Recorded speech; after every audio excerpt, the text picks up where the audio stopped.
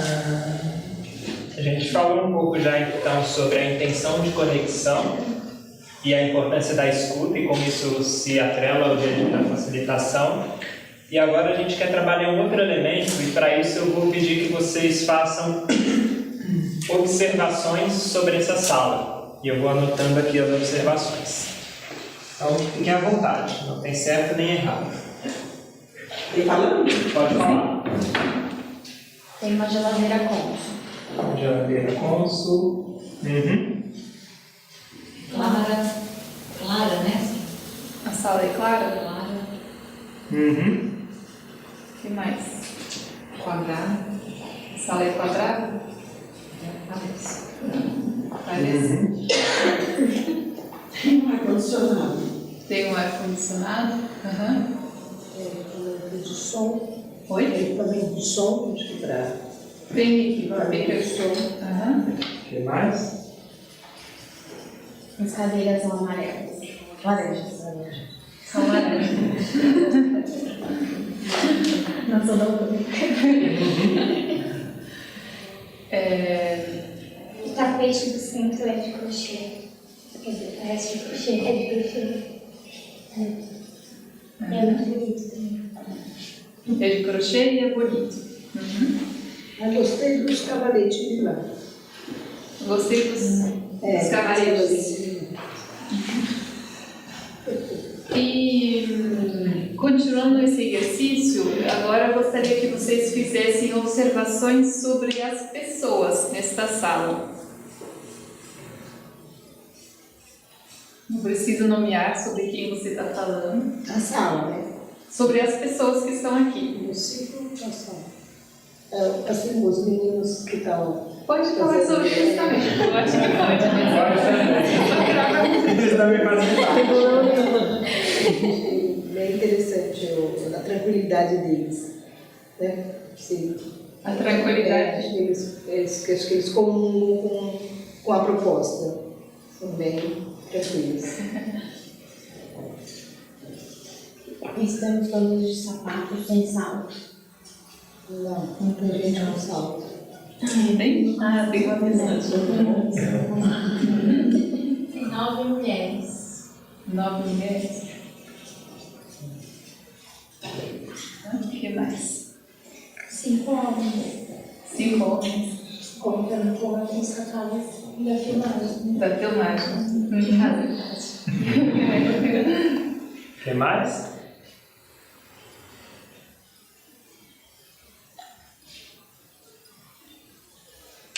Somos todos bonitos.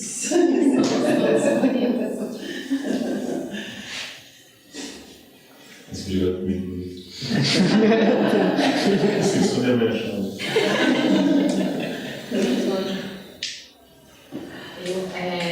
Eu acho pessoas engajadas. Pessoas engajadas? Mais alguma observação? Que alguém queira? Simpatia. Preciso da simpatia aqui com todos. De simpatia. Você acha que... Eu percebi as pessoas umas às outras.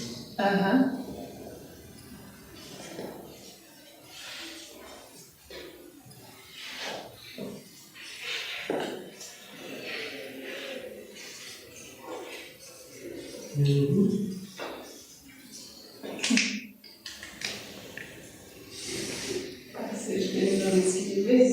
Fiquei muito surpreso, na verdade. Também.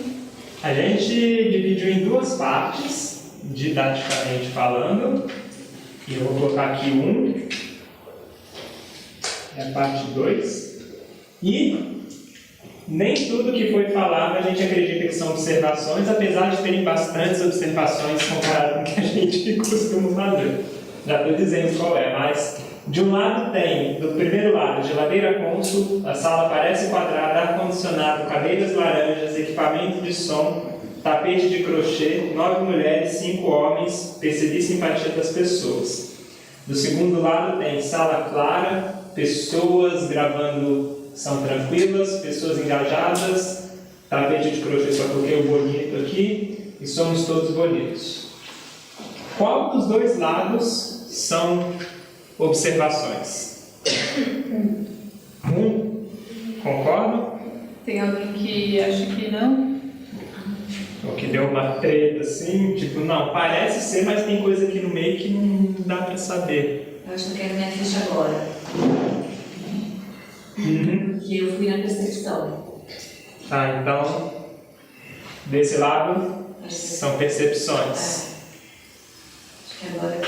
Então, a observação acho que seria algo mais concreto. Isso. A gente gosta de uma dica, na verdade, para identificar como a gente pode identificar observações, e não é sendo xiita, tá? É uma coisa para a gente ponderar.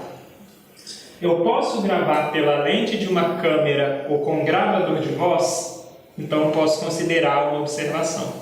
Essa é uma primeira dica. Então, eu posso gravar pela lente de uma câmera ou com gravador de voz, é uma observação. Então, tudo que esses 3 rapazes aqui vão levar para casa são observações. E percepções, pela comunicação não violenta que a gente acabou adotando, o outro lado são interpretações. Mas podem ser percepções, qualidades, outros nomes que a gente quiser atribuir. E o segundo ponto, quando a gente fala de observação, então um desse é a gravação, e para a gente é importante também, alguns pontos que nós colocamos aqui, dentre eles é expressar minha própria percepção a partir do eu, então perceber simpatia das pessoas. Eu não estou generalizando falando, as pessoas daqui são simpáticas, mas eu percebi que elas são, logo eu estou atribuindo para mim essa responsabilidade do que eu comunico. A mesma coisa, essa sala parece quadrada. Ela parece quadrada. Se eu quisesse que isso fosse definir que ela é quadrada, olha, essa sala tem 8 por 8 metros quadrados.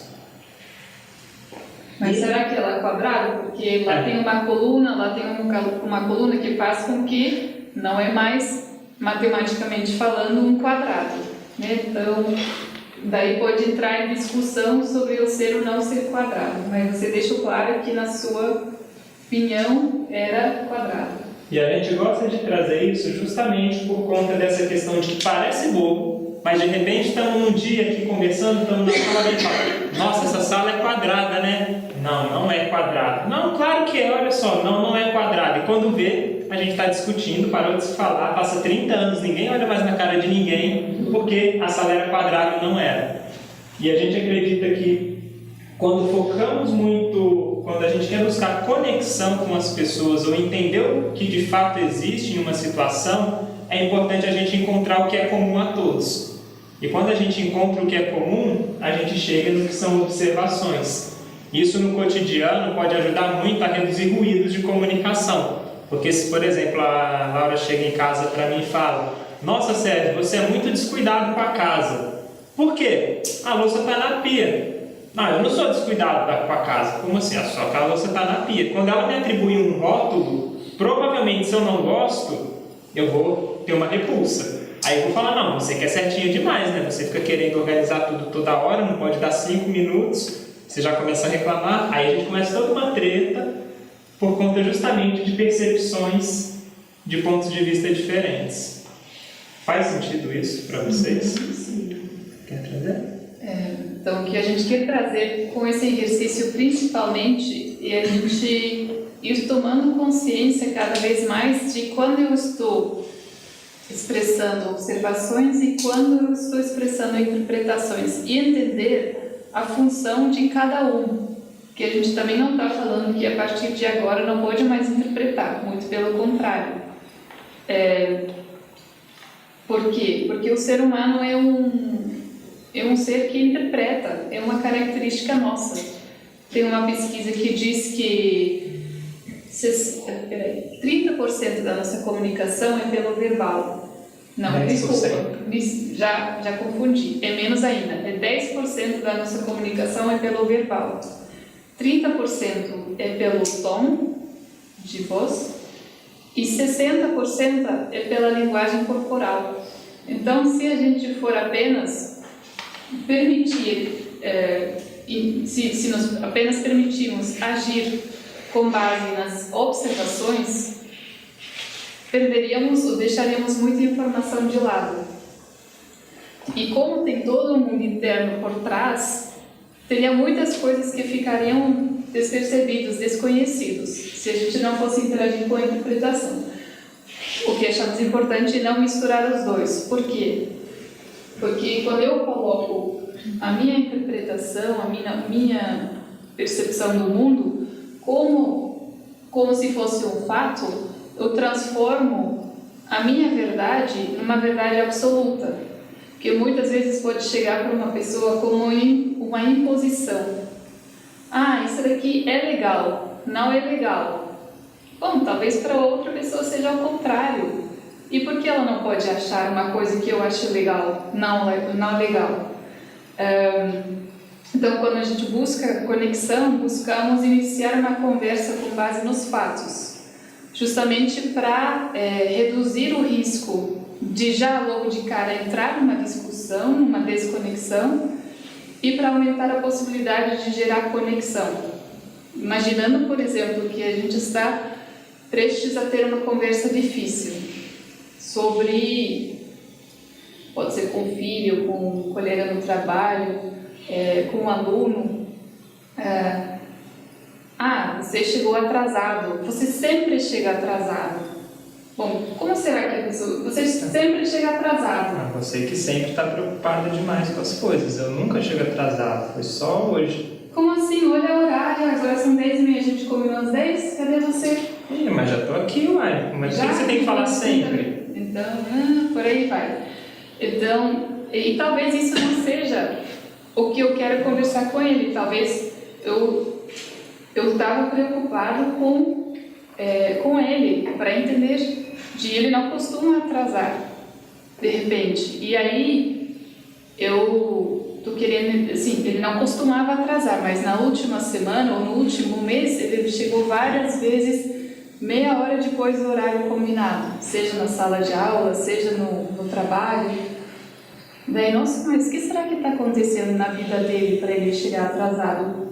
Quero entender, quero saber também se tem alguma coisa que eu posso fazer para ajudar. Mas, dessa forma, provavelmente não vou chegar neste ponto de conseguir expressar a minha real preocupação. Também, tendo cuidado com palavras como sempre, nunca, todo mundo, ninguém, Maioria, minoria. maioria, minoria. Quando usamos essas palavras, acho interessante fazer a reflexão. Mas será que agora realmente é sempre, é toda vez? Ou será que estou usando essa palavra para reforçar, para exagerar um ponto que eu quero fazer para ele ficar mais importante, para eu conseguir atrair a atenção das pessoas? Né? Aqui no grupo, a maioria são mulheres, mas às vezes, talvez, por exemplo, em debates políticos, posso falar sobre maioria e minoria, mas sem ter isso comprovado com números. Será que realmente a maioria apoia essa proposta? Será que realmente esse grupo é uma minoria? Enfim, então ter esse cuidado quando usamos as palavras, porque elas são muito poderosas.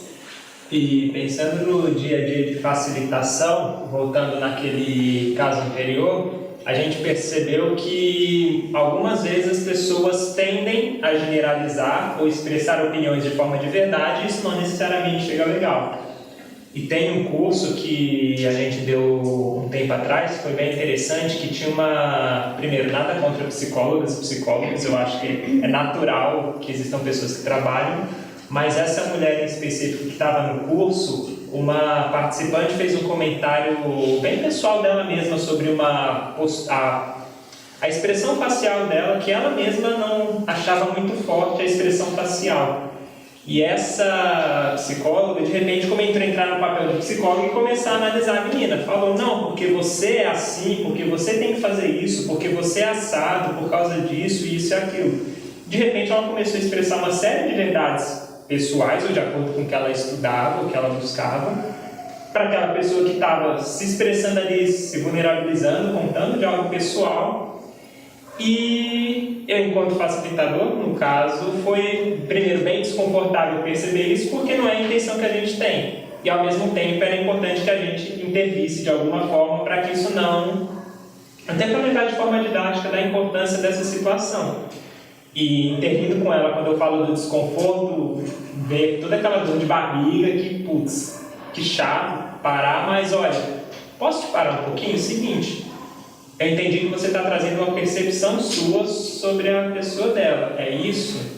Você gostaria de verificar se ela está disposta a ouvir a sua percepção? E aí a gente colocou luz que aquilo era uma percepção, não uma verdade absoluta. E para o grupo todo também houve um certo desconforto que as pessoas vieram comunicar a gente. Então... Só complementando, além disso, uma outra participante desse grupo falou: mas olha, eu tenho uma percepção totalmente diferente dessa mesma pessoa, eu não acho que ela tem essas características que você está aqui afirmando. Então isso já também trouxe um contraponto para realmente deixar isso claro de, olha, são perspectivas, são pontos de vista. E ao mesmo tempo, se a gente deixa que isso flui, que pode acontecer que começa a virar uma discussão generalizada com todo mundo. Não, mas ela não é. Ah, mas ela é. E quando vê, está criando dois lados, dois partidos, e está todo mundo brigando sem saber por quê, quando a gente poderia ter elucidado, olha, isso é percepção, isso é fato, vamos caminhar junto com base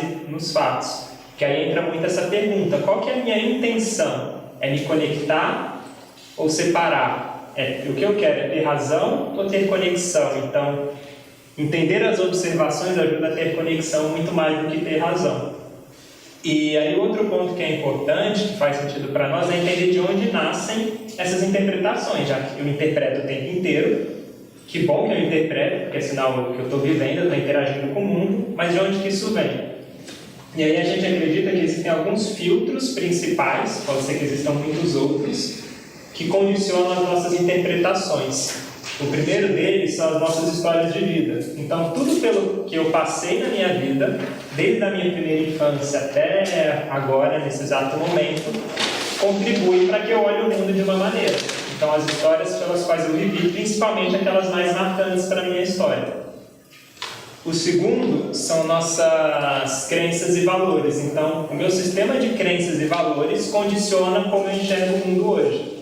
Então, o sistema de crenças que foi formado na família, o que eu aprendi na família, na escola, na igreja, no trabalho, no convívio com amigos, o inconsciente coletivo que a gente tem, o que a gente vive, por exemplo, capitalismo, o clima, às vezes, de separação que existe na sociedade, tudo isso começa a formar uma série de crenças e valores que vão condicionando as minhas ações.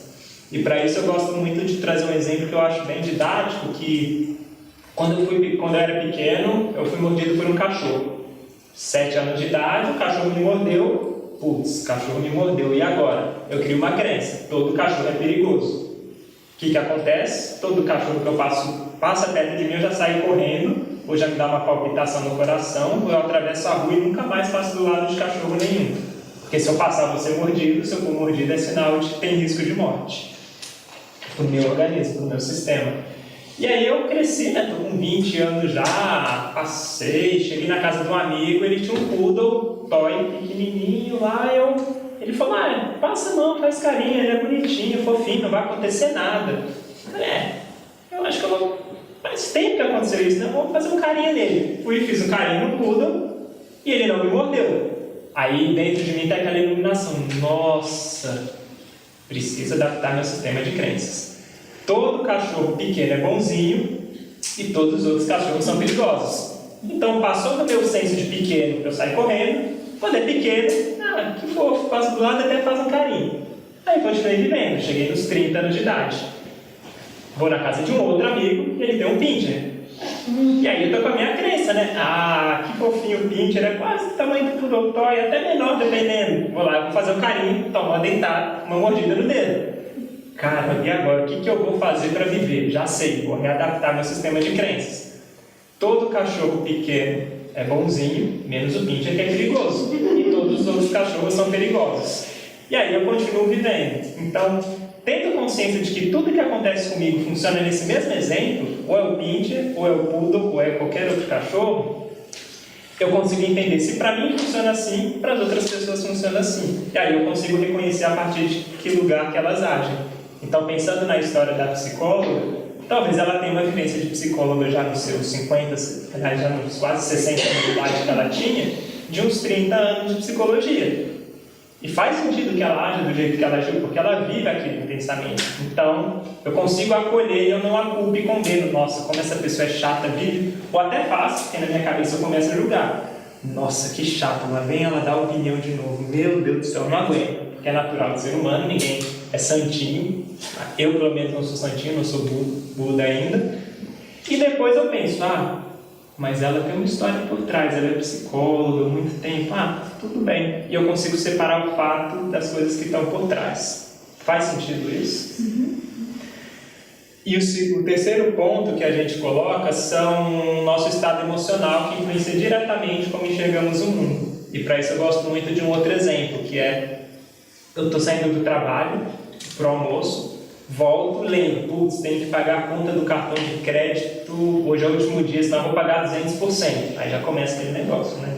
Eu trabalho até às 5, não vai dar, eu vou no banco agora. Vejo aquela fila quilométrica, faltando 10 minutos para eu bater o ponto de volta. Já imaginando que eu precisaria estar no horário. Aí eu vejo aquela fila, já começa a me dar um desespero, um negócio aqui, aí vai dar tempo. E de repente eu vejo lá no caixa, tem uma senhorinha, e ela já passou 3 minutos lá no caixa, eu começo, meu Deus, tem que ser senhorinha mesmo, né?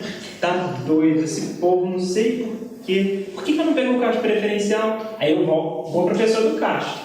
Nossa senhora, é muito incompetente, tá doido, eu não acredito. Vou reclamar com o gerente, tem que contratar melhores funcionários. Aí, no outro dia, eu vou nesse mesmo banco, pagar uma outra conta, e eu tô tranquilo, de bermuda, camiseta, porque eu tô de folga hoje. Uma outra conta que também vai dar um juros enorme para mim, e de repente eu vejo aquela fila quilométrica, pego meu celular, começo a ver o WhatsApp, Facebook, põe uma música, aí eu vejo uma pessoa dando piti na fila. Nossa, como essa pessoa é mal educada, como assim vai xingar a pessoa do caixa? Não está vendo que ela faz o trabalho dela? Meu Deus, está fazendo desfeita da senhorinha que está na fila, tá doido, esse mundo está perdido. Porque o meu estado emocional vai dizer como que eu vou reagir diante de uma situação. E o tempo inteiro eu estou trabalhando com esses sistemas e com tudo isso daqui dentro da minha cabeça. É isso, certo? Então, a gente gosta sempre de ter esse ponto para lembrar que todo mundo passa por isso. Então, dar o benefício da dúvida para as pessoas é fundamental para a gente, para que elas também se sintam acolhidas e entendam que é natural interpretar. Eu vou continuar xingando todo mundo, pelo menos na minha cabeça, e eu escolho fazer diferente, que é muito aquilo quando a gente fala da reação. Então, se eu reconheço já esse sistema de crenças, eu consigo ter uma reação diferente se eu quiser. E aí é um exercício constante. Slide. E aí a gente gosta de conectar um slide de aprendizado, que é toda interpretação é uma adaptação pessoal daquilo que é observado.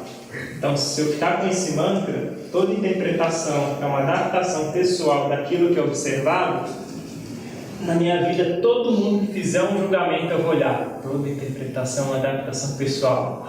Que bom, não é ela. O comentário dessa pessoa não resume quem ela é. E aí eu consigo ter mais acolhimento de todo mundo. Certo? Sim. Sim. Sim, pode ser. Então, para a gente entrar um pouco mais nesse tema das interpretações e a utilidade delas, a gente vai fazer mais um exercício de escuta. E nesse exercício eu vou contar uma história na minha língua, que é holandês. Alguém aqui fala holandês? Tá a caminho. Então, o que eu peço de vocês é que prestem atenção no que eu estou falando e tentem sacar alguma coisa.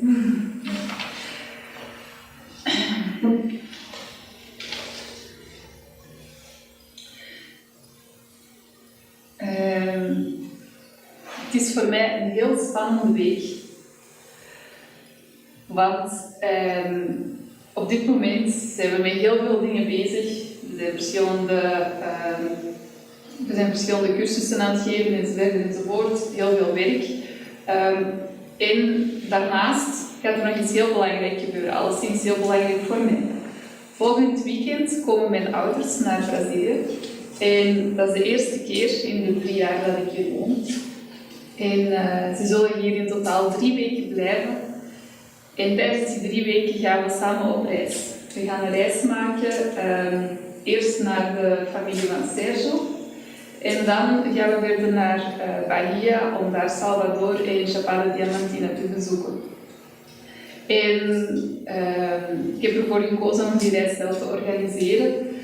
En daar komt heel veel werk bij kijken. Dus behalve het werk dat we al hebben met Colibri, heb ik ook nog een hele hoop werk heb ik in ieder geval een hele hoop werk op mezelf genomen om die reis te organiseren. Dus dat wil zeggen hotel zoeken, auto huren, zien wat we gaan doen op welke dag. Dus een hele hoop dingen in mijn hoofd. En soms komt het dan op een punt dat ik zoiets heb van, ik kan het hier allemaal niet meer aan, ik ben moe, enzovoort. En dan herinner ik mij dat ik eigenlijk niet moet proberen om alles zelf maar op te lossen, maar dat ik ook met Sergio kan praten en dat hij mij kan helpen. Dus dat ik niet alles op mijn eentje moet willen doen. En dat is het verhaal.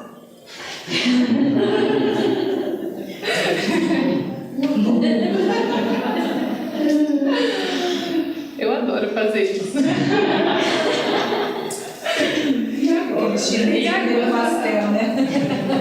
E agora, o que vocês entenderam? O que vocês perceberam? Peraí, vamos fazer uma pessoa por vez, só para a gente se escutar. Penso que você trabalhou a questão familiar, né? A família dele, a sua adaptação em Brasília, Bahia, enfim, eu percebi só algumas coisas, né? Essa conexão, né, familiar.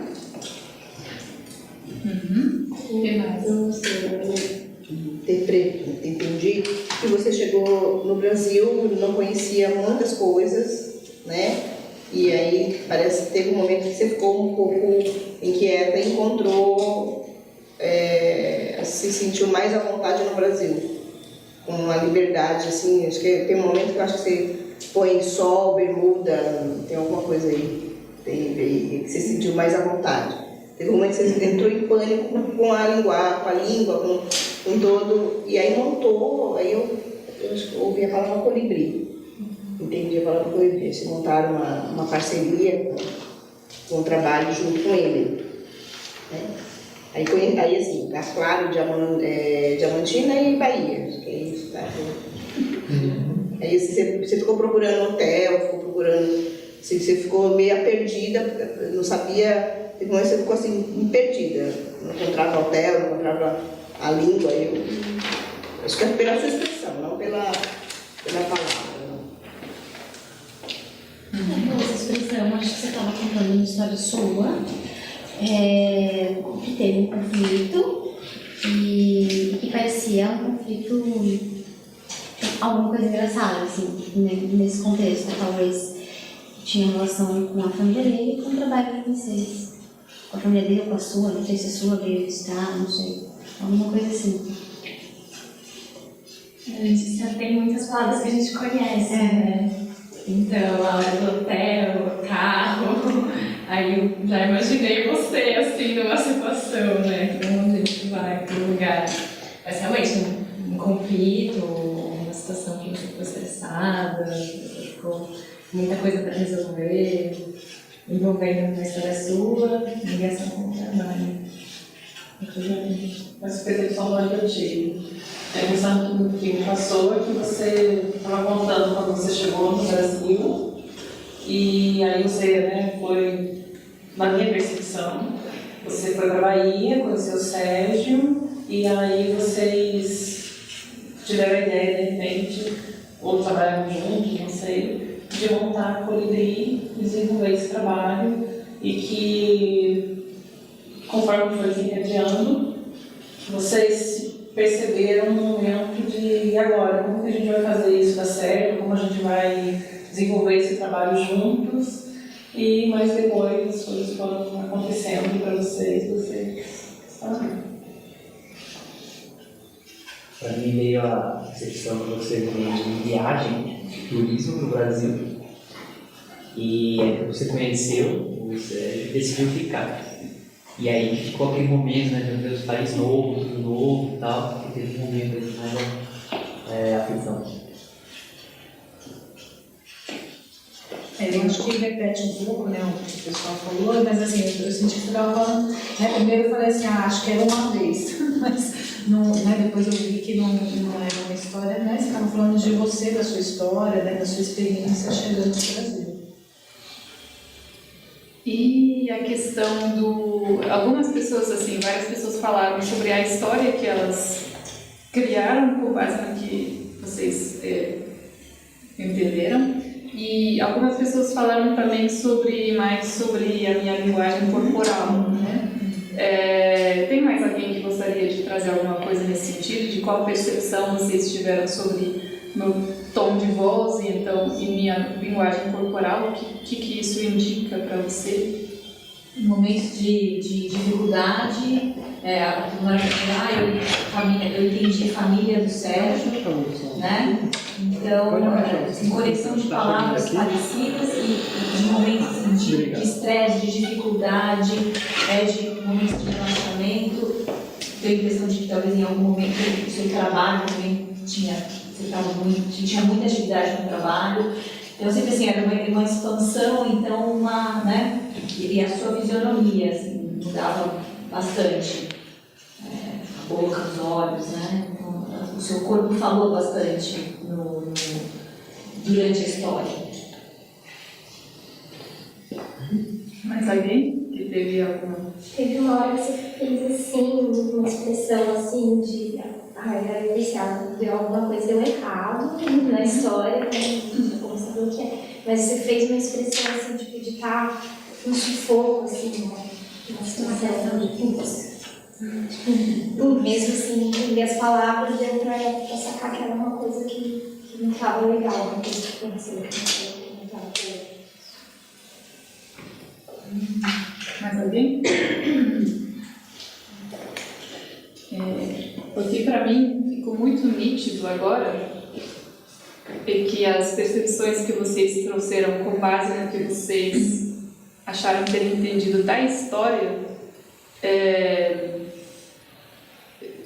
estão mais, vamos dizer, mais afastados da história que eu contei do que as suas percepções sobre a minha linguagem corporal. Acho que com foco no que a gente falou, agora há pouco falamos, 10% é pelo verbal, 60% pelo corporal, 30% pelo tom. O que vocês perceberam com base no meu tom de voz e linguagem corporal estava muito mais próximo do que eu realmente falei, do que vocês tentaram traduzir. Por quê? Agora eu vou contar a história em português para vocês saberem. Eu contei que para mim é uma semana muito importante, porque na verdade no próximo fim de semana meus pais vão chegar pela primeira vez aqui, eles vão vir me visitar no Brasil, depois de 3 anos que eu moro aqui. Só que é uma semana super corrida para mim, a gente está fazendo bastante trabalho, então está muito vivendo por conta disso, e além disso tem toda a organização da viagem, porque a gente vai viajar para Bahia. Não, na verdade a gente primeiro vai visitar a família do Sérgio, para os pais se conhecerem, e depois a gente vai para Bahia visitar Salvador e Chapada Diamantina. E eu que estou organizando toda essa viagem, então preciso buscar hotel, alugar carro, definir o roteiro que a gente vai seguir. Então isso é bastante coisa e às vezes chega até aqui, né? Então, e aí eu fico exausta, desesperada, e aí eu lembro que na verdade eu não preciso carregar essas coisas sozinha, eu também posso compartilhar isso com o Sérgio para ele me ajudar. Então, isso foi a história. Então, na minha percepção, vocês, né, com base nas palavras que vocês tentaram identificar, né, vocês sacaram algumas palavras do português que eu usei, né, como Bahia Diamantina, algumas palavras que se parecem com português, ou talvez até com inglês, né, como hotel, carro, colibri, família. Daí, as histórias, vocês criaram uma nova história de amor sobre a gente. Achei bacana, mas não foi assim que aconteceu. Então, nesse sentido, a história não tinha tanto a ver, né? Tinha a ver com viagem, sim, tinha a ver com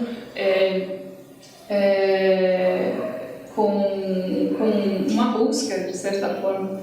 Quando vocês falaram sobre a minha linguagem corporal, eu senti muito mais proximidade. De sim, teve um conflito, mas era mais um conflito interno, né, de como eu consigo manter todos os pratinhos girando. Né, teve um momento de estresse, muitas coisas para resolver, um sufoco, um relaxamento no final. Enfim, né, então aí eu percebi que, nossa, estava bem próximo daquilo que eu estava sentindo aqui, as coisas que vocês trouxeram. E eu acabei fazendo esse mapa aqui porque para mim é bem bacana uma associação de que quando eu ouço alguém falar português, eu já sei tudo que aquela pessoa está falando. Claro que eu ouvi Colibri, claro que eu ouvi Bahia, claro que eu ouvi Chapada Diamantina, mas não necessariamente eu entendi o que a pessoa está falando. Não necessariamente o que eu escuto é o que a pessoa quer trazer. E é muito interessante que tem uma facilitadora muito querida, que é a Ana Paula Peron, e ela traz uma frase que para mim ficou marcada, que ela fala que a comunicação é um evento fadado ao fracasso. Porque eu não consigo saber o que o outro vai entender do que eu estou falando. Eu posso supor que a pessoa está entendendo. E normalmente é uma construção coletiva a relação. E qualquer diálogo não é só o que o Sérgio está falando, é o que outra pessoa entendeu. E aí a gente vai trocando e ajustando, e que é justamente aquele ciclo constante. E aqui junto, de certa forma, a gente começou a entender a história. E depois, trazendo as percepções, eu acho muito interessante que normalmente é trazido eu acho, eu penso, parece, talvez. É uma série de coisas que trazem responsabilidade para o eu. Mas quando eu estou escutando português, não é. Você está estressado, né? Você precisa relaxar, né? Então, normalmente é uma mais impositiva do que o benefício da dúvida. Então, é legal começar a entender que se a gente quiser construir coletivamente uma relação, uma história, qualquer coisa que seja, é importante que a gente dê esse benefício da dúvida. E não é só porque eu entendo português desde que eu nasci, que é sinal de que eu estou entendendo o que outra pessoa fala. E tem outra amiga que fez uma associação esses tempos que eu achei bem bacana, que ela fala que cada pessoa é um país, é um idioma próprio. Então, antes de querer supor e ter certeza, quando a gente fala de interpretação, validar tudo isso e entender. E está tudo bem eu interpretar que, Laura, você parece estressada, é isso? Eu estou construindo coletivamente com ela. Então, nesse sentido que a gente quer trazer a função e a importância de interpretação, só que trazer a interpretação em forma de pergunta, ao invés de colocá-la como uma afirmação. Você está assim, você é assado. Não, mas será que é? Deixa eu verificar se é mesmo. Sim. Tem outro exercício também. A gente vai fazer a continuação. Pode ser. Então, agora vocês podem pegar a sua folha de novo, com o desenho que fizemos. E nesse quadrado de cima, que vocês desenharam no canto, olhar para a situação que vocês descreveram, né? Alguma situação que te incomodou e alguma coisa que uma pessoa fez e disse que você não gostou, e olhar para aquilo e pensar, será que o que eu anotei foram observações ou foram interpretações minhas sobre aquela situação? Então, a gente tentar, nesse quadro daqui, anotar as observações, ou seja, quais foram os fatos, o que realmente aconteceu independente do que isso causou para mim. Ficou claro? Exemplo. Pode dar um exemplo, sim. Tipo, de repente eu cheguei em casa e a Laura começou a falar pra mim: ah, Sérgio, você é muito chato porque você nunca faz isso. E na verdade a Laura e aí no meu pensamento, eu coloquei ali descrição, interpretação, julgamentos e pensamentos. Pode ser que isso tenha vindo. Ah, não. Ah, a Laura me criticou por causa disso, disso e daquilo, e a Laura, ela não me entende. A Laura é uma pessoa muito... Normalmente eu posso tender a terceirizar a responsabilidade para ela. E ali dentro dessa caixinha agora, quando ela falou das... outra cor aqui, dos fatos... fatos observáveis, eu colocaria... a Laura chegou em casa, ela falou comigo, ela disse que eu sou preguiçoso. Outro fato é que a louça estava na pia. O outro fato é que eu estava sem vontade de escutar o que ela queria falar. Isso são fatos observáveis. Estava sem vontade. Ou percepção minha, eu trazendo a responsabilidade para aquilo, o que eu pensei, não terceirizando para ela. Certo?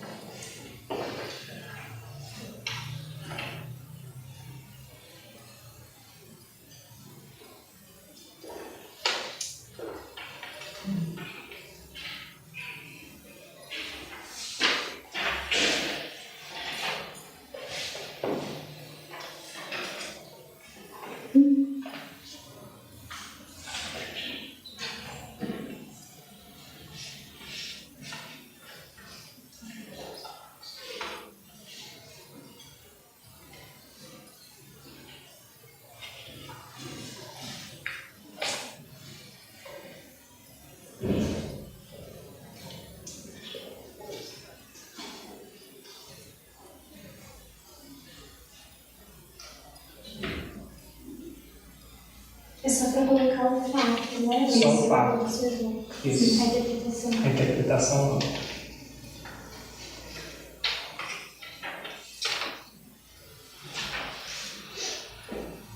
Se tiver dificuldade, pode falar, tá?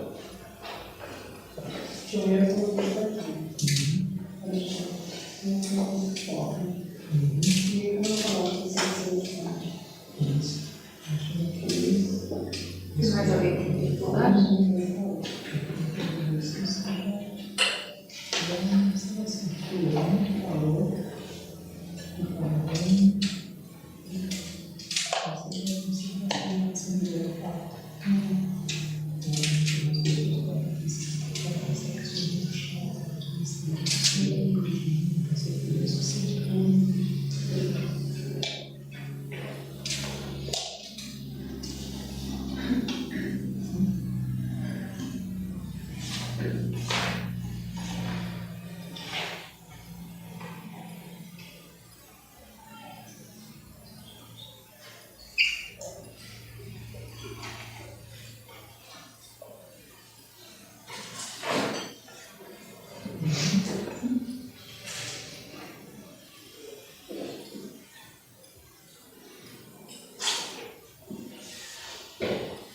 Ok. Agora, a gente pode guardar essas folhas de novo e vamos entrar no próximo elemento.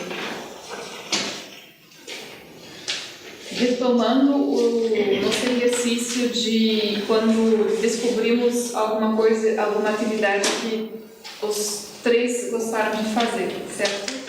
Porque tinha pessoas que gostam de autoconhecimento, especificamente meditação, tem pessoas que escolheram a natureza e... Eu diria que cuidar da meditação. E são terapeutas. Ah, sim, são terapeutas.